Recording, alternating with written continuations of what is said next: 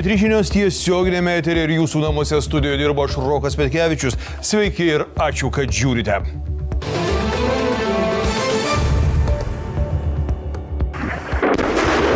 Dėl ambicijų trūkumo kritikos sulaukusi kariuomenė ir ministerija pristato gynybos planus.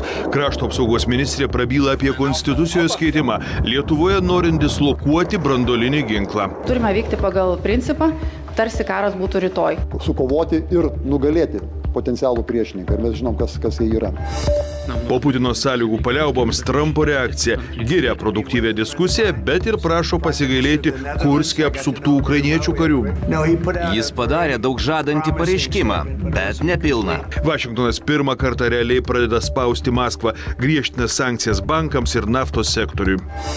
Pingant naftai, energetikos agentūra fiksuoja išaugusią degalinių maržą ir apetitą. Kainos padidėjo nuo tuo metu vyravusio vidutinių kainų. Trumpas gal padės iš Amerikos, sakė, duos pigiau. Degalinių valdytojai gąsdina, kad drastiškai sumažėjus degalų pardavimui trumpins darbo laiką ir atleidinės darbuotojus. Planuotume, aišku, kad nebedirbt naktį, turėt mažiau personalo. Lietuvoje šita rinka yra laisva. Čia padeda man Dievas. Premjero Gintauto Palucko reitingas ėmė kilti iš dugno. Ekspertai įsitikinę, ramus Palucko kalbos tonas, grėsmių akivaizdoje žmonės veikia kaip raminamieji. Vyrukas kol kas labai teisingai šneka ir šypsosi, viską nori, kad visiems būtų gerai. Dėl paukščių gripo Europoje kiaušinių krizė. Kaip artėjant Velykoms, tai atsilieps Lietuvoje. Kiek didės kainos? Tenka pakloti apytiksliai 2 eurus. Pasak ekspertų, kaina artimiausių metų tikrai nemažės. Trumpo sukelti muitų karai pasaulyje rekordiškai. Iki $3000 už unciją aukso kainas sukėlė iki istorinių aukštumų. Ir tai dar ne pabaiga.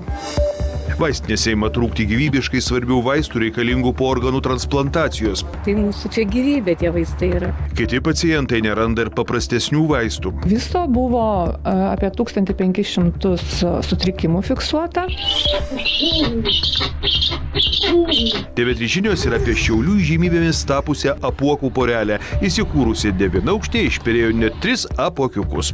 Nu, kas čia ūkauja? Gražu. Žmona atsikėlė tiek ūkauja.